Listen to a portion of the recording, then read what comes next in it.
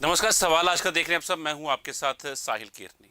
संसद के मानसून सत्र से ठीक पहले दिल्ली में हुई सर्वदलीय बैठक ने देश की राजनीति का तापमान बढ़ा दिया है। बैठक शुरू होने के महज 15 मिनट बाद विपक्षी दलों ने वॉकआउट कर सरकार को बड़ा राजनीतिक संदेश दिया। कांग्रेस, समाजवादी पार्टी, डीएमके, तृणमूल कांग्रेस, आम आदमी पार्टी, नेशनल कॉन्फ्रेंस और वाम दलों ने आरोप लगाया कि सरकार ने तृणमूल कांग्रेस के बागी सांसदों को बैठक में बुलाकर संसदीय परंपराओं का उल्लंघन किया है। विपक्ष का कहना है कि इन सांसदों को अभी तक लोकसभा अध्यक्ष की औपचारिक मान्यता नहीं मिली है और उनकी अयोग्यता संबंधी याचिकाएं लंबित हैं। हालांकि यह वॉकआउट सांकेतिक रहा और विपक्षी नेता बाद में बैठक में लौट आए। दूसरी ओर सरकार ने संसद के सुचारू संचालन के लिए सहयोग की अपील की है। यह सत्र इसलिए भी बेहद महत्वपूर्ण माना जा रहा है क्योंकि सरकार महिला आरक्षण, परिसीमन और एक देश एक चुनाव जैसे बड़े विधेयकों की तैयारी में है। वहीं विपक्ष बेरोजगारी, महंगाई, पेट्रोल डीजल की कीमतों और नीट पेपर लीक जैसे मुद्दों पर सरकार को घेरने की रणनीति बना चुका है। ऐसे में मानसून सत्र के हंगामेदार होने के पूरे आसार हैं। इस पर चर्चा करेंगे, पर पहले आपको एक रिपोर्ट दिखाएंगे, फिर हम चर्चा का रुख करेंगे। चलिए रुक करते हैं। हम चर्चा का तीन खास मेहमान हमारे साथ जुड़ चुके हैं, उनसे हम चर्चा को आगे बढ़ाएंगे। और तीन खास मेहमान हमारे साथ भाजपा से हैं। डॉक्टर आशीष हांडा सर, धन्यवाद, शुक्रिया समय देने के लिए। जगदीप सिंह है हमारे साथ कांग्रेस से, सर धन्यवाद, शुक्रिया समय देने के लिए। और दिनेश सिंह गेट है हमारे साथ पॉलिटिकल एनालिस्ट, सर धन्यवाद, शुक्रिया समय देने के लिए। रुक करूंगा डॉक्टर आशीष हांडा जी का। सर, सरकार महिला आरक्षण, परिसीमन और एक देश एक चुनाव जैसे बड़े संविधान संशोधन बिल लाने की तैयारी में है, लेकिन अभी भी लोकसभा और राज्यसभा की अगर बात की जाए तो वहां पर 2/3 बहुमत का आंकड़ा अभी तक नहीं पूरा हो पाया है, यानी कि पूरी तरह नहीं छू पाई है उसको। तो क्या सरकार को भरोसा है कि सहयोगी दलों और क्षेत्रीय पार्टियों का समर्थन इन विधेयकों पर मिल जाएगा? साहिल जी, आपको, मेरे आदरणीय को पैनलिस्ट को और आपके चैनल के सभी प्यारे प्यारे दर्शकों को मेरा यानी डॉक्टर आशीष का प्यार भरा नमस्कार। साहिल जी, वही विनम्र विनती जो हमारे पार्लियामेंट्री अफेयर मिनिस्टर किरण रिजिजू ने करी, वही मैं फिर से आपके दर्शकों के लिए दोहराना चाहता हूं कि हम लोग ये चाहते हैं कि जिस भावना से हम पार्लियामेंट को देखते हैं, हम भाजपाई या हम एनडीए वाले, हम इसको संविधान के मंदिर के रूप में देखते हैं। तभी मोदी जी इसकी सीढ़ियों पे मत्था टेकते हुए अंदर एंटर कराया उन्होंने, हम सबने देखा। जैसे मंदिर में जाते हुए हम लोग अपनी नेगेटिविटी को बाहर छोड़ के जाते हैं, ठीक इसी तरीके से इस संविधान के मंदिर में भी सभी माननीय सांसद अगर अपनी अपनी नेगेटिविटी को बाहर छोड़ के जाएं, डेकोरम मेंटेन करें, ये समझें कि दंगा, हुड़दंग और नौटंकी करने की ये जगह नहीं है, ये सब बाहर भी किया जा सकता है। तो फिर मुझे लगता है ये देश का जो पार्लियामेंट है वो एक नए तरीके से काम करते हुए हमें दिखेगा। और जितने भी हमने सोचे हैं, चाहे वो वन नेशन वन इलेक्शन हो, वुमेन रिजर्वेशन हो, या फिर डिलिमिटेशन हो, 130th अमेंडमेंट हो, जजेस की संख्या हो, या ऐसे और कोई भी इंपॉर्टेंट मुद्दे जो पक्ष या विपक्ष उठाए, इंपॉर्टेंट किस चीज की है? इंपॉर्टेंट यह है कि भाई साहब, तर्क वितर्क होना चाहिए, कुतर्क नहीं होना चाहिए, डिस्कशन होनी चाहिए, डिसरप्शन नहीं होनी चाहिए। क्यों मैं ऐसा कहता हूं? देखिएगा, हमें सबको पता है कि जो वहां पे बैठे हैं ना संसद में, वो सारे माननीय सांसद कहलाते हैं। क्यों? क्योंकि 20 से 25 लाख भारतीयों ने अपने वोट के जरिए अपना एक प्रतिनिधि चुन के, जिसको सांसद कहते हैं, वहां भेजा। इसीलिए उसके नाम के आगे माननीय लगता है। तो उस माननीय सांसद को, हर एक सांसद को यह भी देखना चाहिए कि भाई टोटल साल में 4 पार्लियामेंट के सेशन होते हैं, 8-8, 10-10 दिन के, टोटल 35 दिन के अराउंड वर्किंग होती है, जो कि 365 दिन का मात्र 10% है। अरे ये 10% अनुशासन में रह के संयमित रूप से अपना निर्वाह करके आचरण का आप देश हित में पॉलिसी बनाने में योगदान दो।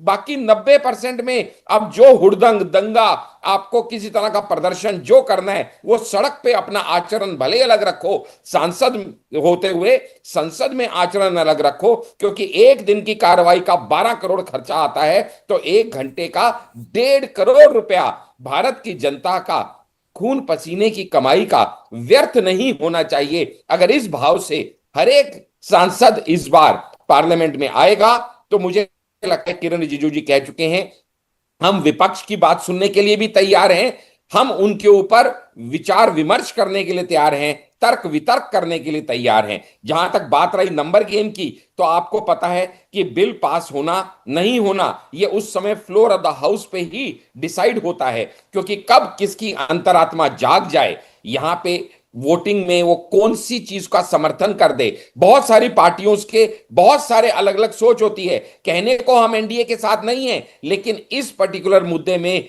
हम इसका समर्थन करते हैं, ऐसा भी बहुत बार हमने देखा। और इसके विपरीत भी हो सकता है, लेकिन हमें पूर्ण विश्वास है कि जिस सोच से मोदी जी आगे बढ़ रहे हैं, देश को आगे ले जाना चाह रहे हैं, अगर विपक्ष का भी हमें साथ मिले, क्योंकि मैं ये मानता हूं कि पक्ष और विपक्ष साइकिल के उन दो टायर की तरह हैं जिनके बिना ये हमारी देश की साइकिल आगे नहीं उन्नति की बढ़ सकती। आगे वाला टायर भले आज हमारे हाथ में है, क्योंकि हम पक्ष हैं, हम उसको जो क्या कहूं अगर मैं डायरेक्शन दे सकते हैं, तो पीछे वाला टायर विपक्ष के हाथ में है, जिससे उसको गति मिलती है। तो अगर ये दोनों की सोच एक समान हो जाए, दोनों की दिशा एक समान हो जाए, तो विश्वास रखिएगा इस देश की दशा खुद ब खुद बदल जाएगी। हम उम्मीद रखते हैं कि विपक्ष इस समय एक सार्थक विपक्ष की भूमिका निभाते हुए इस कठिन टाइम में, जब पूरा विश्व विश्व युद्ध की आग में झुलसने के कागार पे खड़ा है, ऐसे में विपक्ष अपनी जिम्मेवारी का निर्वाह करेगा और एक जिम्मेदार विपक्ष की भूमिका करते हुए इस पार्लियामेंट को सुचारू रूप से चलने देगा, इंपॉर्टेंट बिल्स को पास होने में अपनी मदद करेगा और सिर्फ अपोज करने के लिए अपोज ना करते हुए अपने विवेक और अपनी बुद्धि का इस्तेमाल करेगा। तो मुझे लगता है ये सच में एक नई शुरुआत हो सकती है।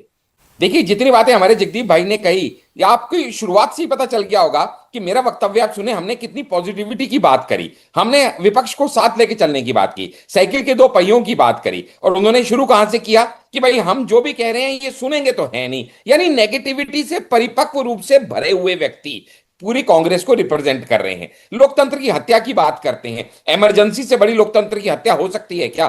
फोर्सफुल स्टेरिलाइजेशन से बड़ी लोकतंत्र की हत्या हो सकती है क्या? प्रेसों को बंद करा के हजारों लोगों को जेल में ठूसने से ज्यादा लोकतंत्र की हत्या हो सकती है क्या? अरे ये मोदी के माथा टेकने पे भी इनको एतराज होता है, क्योंकि इनको राहुल गांधी जब वहां आके माननीय लीडर ऑफ ऑपोजिशन, जो कि खुद एक सांसद हैं, तो पोजीशन वाइज तो दोनों सांसद हैं, वो सिर्फ लीडर ऑफ रूलिंग पार्टी है, वो लीडर ऑफ ऑपोजिशन है, लेकिन वो क्या करते हैं, एक आदमी माथा टेकता है तो दूसरा आदमी वहीं आके आंखें मटकाता है, जादू की जप्फी देता है, फ्लाइंग किस देता है। आप सोच का फर्क देखिएगा कि इनके साथी क्या करते हैं, क्या कर रहे थे वहां पे जगदीप धनखड़ जी का जब मजाक उड़ाया जा रहा था, टीएमसी के सांसद। एक एक का नाम लेके एक एक बात कहना जरूरी नहीं है। जब मैंने इतनी पॉजिटिव बात कही और उस पॉजिटिव बात में साथ में ही ये बात रखी कि भाई अगर विपक्ष हमारा साथ देगा, हमने कहा we are open to all kind of discussion. अभी भी आप अगर वक्तव्य चलाएंगे तो हमारे पार्लियामेंट्री अफेयर्स मिनिस्टर ने बहुत क्लियरली, किरण रिजिजू ने कहा, हम हर तरह की बात पे संवाद करने के लिए तैयार हैं।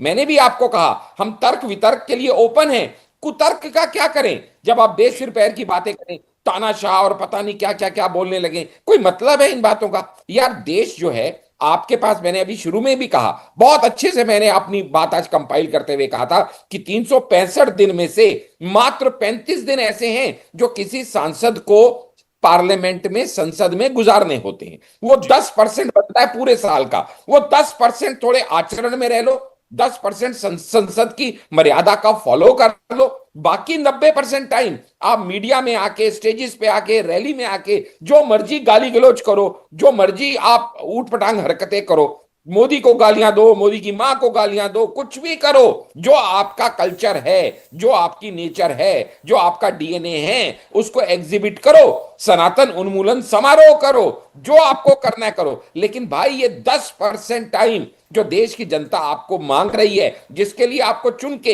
एक सांसद बना के भेजा गया है कि आप जाएंगे संसद भवन में और देश के हित में बिल पास करा के, नई नीतियां बना के देश को विश्व गुरु बनाने में अपना सार्थक योगदान देंगे। कम से कम जिस पर्पस के लिए आपको एक सांसद बना के वहां भेजा गया है, कम से कम उस कर्तव्य का निर्वाह तो निष्ठापूर्ण कर लो। अगर इतना भी नहीं कर सकते, 10% भी उस जनता के हित में आप अपना समय नहीं लगा सकते, तो धिक्कार है तुम्हारे सांसद होने पे और बड़ी बड़ी बातें करने पे। अपने कार्यकाल में कितनी सरकारें गिराई, चाहे प्रेसिडेंट रूल लगा के, चाहे अन्यथा घपला करके, आप उसका डाटा निकाल लीजिए। संविधान से संशोधन ये पहली बार हो रहा है क्या? संवैधानिक तरीके से संशोधन संविधान में, क्या इससे पहले नहीं हुआ क्या? तो रोला रप्पा क्या मचा रखा है? आप ये कहते हैं, बताइए जरा, आपका कौन सा बड़ा नेता हर समय जाति जाति जाति का गाना गाता रहता है, जाति जनगणना कर लो, कौन बड़ा नेता गाना गाता रहता है, और आप हमें कहते हैं हम जातियों में बांट रहे हैं। ये किसका नारा था कि भैया जात पे ना पात पे मोहर लगेगी हाथ पे? आप खुद कंफ्यूज हैं। आपके बड़े नेता कहते हैं जातिवाद को छोड़ो, और आज के राहुल गांधी कहते हैं एक नई पार्टी की दिशा और दशा बनाने के लिए आ जाते हैं कि भैया हम तो जाति को जाने बात ही नहीं करेंगे। आपको खुद मुद्दे नहीं पता कि जिन मुद्दों के ऊपर आप जनता का समर्थन ले सकते हैं।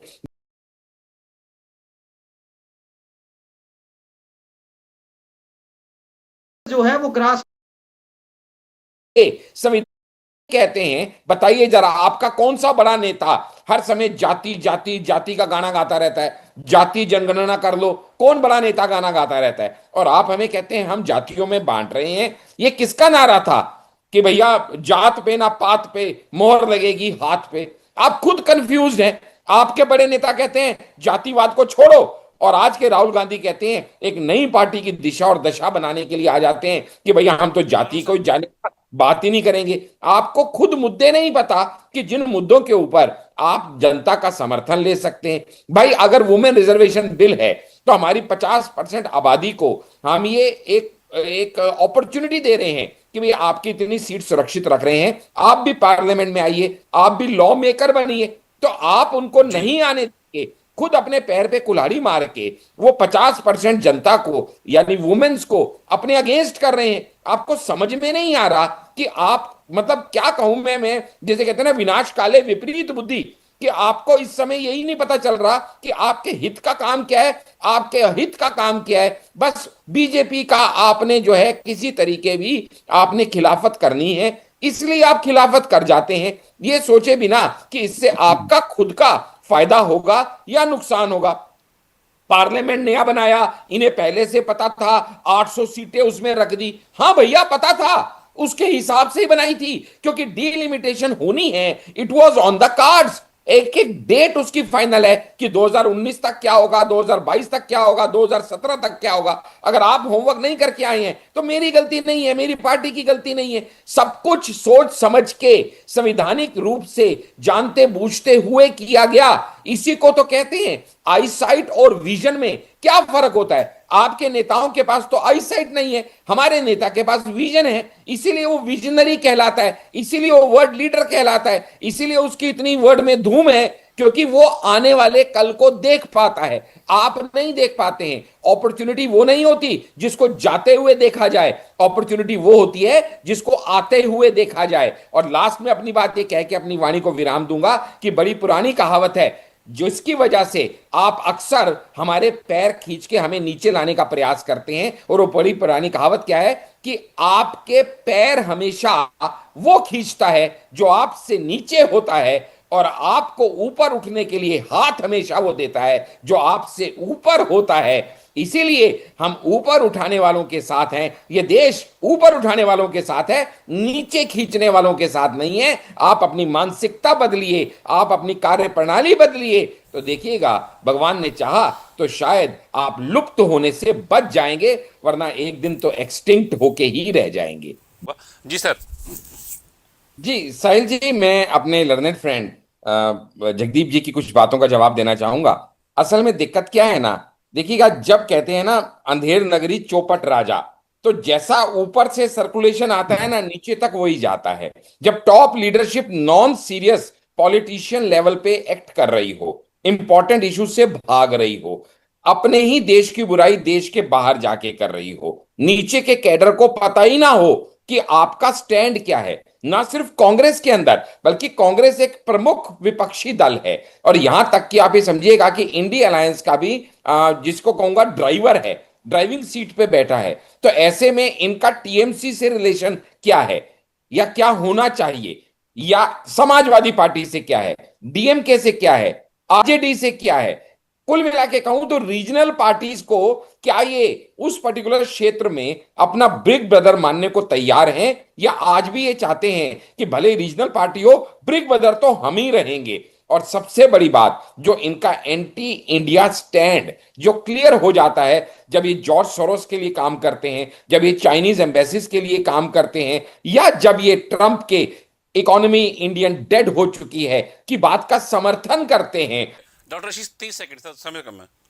जी, मैं तो इतना ही कहूंगा भाई साहब, आजकल ये माहौल बन गया है कि जहां पार्क में चार लोग खड़े होकर देश हित की बात कर रहे हो तो जगदीप भाई जैसे साथी बाहर से निकलते हुए कहेंगे साले बीजेपी के लोग खड़े दिखते हैं। देश हित की बात हो रही है तो मतलब बीजेपी है। ये इन्होंने ही माहौल बनाने में हमारी मदद की है, क्योंकि इन्होंने हमेशा क्या किया है, जनता के मन में डर, संशय, अनिश्चितता, भ्रम पैदा किया है। जैसे अभी भी कह रहे हैं संविधान की हत्या हो जाएगी, कभी ये कहते हैं वैक्सीन मत लो आदमी नपुंसक हो जाएगा, कभी ये कहते हैं सीए एनआरसी में देखो तुम्हें देश से निकाल देंगे, कभी कहते हैं फार्मर्स को तुम्हारी जमीनें छीन ली जाएंगी। हर जगह इनका एक ही मोडस ऑपरेंडी है कि भोली भाली देश की जनता के मन में भ्रम पैदा करो, नेगेटिविटी क्रिएट करो और इस देश को आगे उन्नति के पथ पे बढ़ने से किसी तरीके रोको और जॉर्ज सोरोस के एजेंट होने का अपना कर्तव्य का निर्वाह करो। भगवान इनको सद्बुद्धि दे, लेकिन ये देश की जनता इनके हर कृत और हर कर्म को देख रही है, इसीलिए इनको सद्बुद्धि तो मिले ना मिले, वोट नहीं मिलने वाले, जनता का समर्थन नहीं मिलने वाला। ठीक है सर, धन्यवाद, शुक्रिया समय देने के लिए। डॉक्टर आशीष आंडा आपका बहुत धन्यवाद, शुक्रिया समय देने के लिए। जगदीप सिंह जी आपका धन्यवाद, शुक्रिया समय देने के लिए। दिनेश सिंह गेट आपका भी धन्यवाद सर, शुक्रिया समय देने के लिए।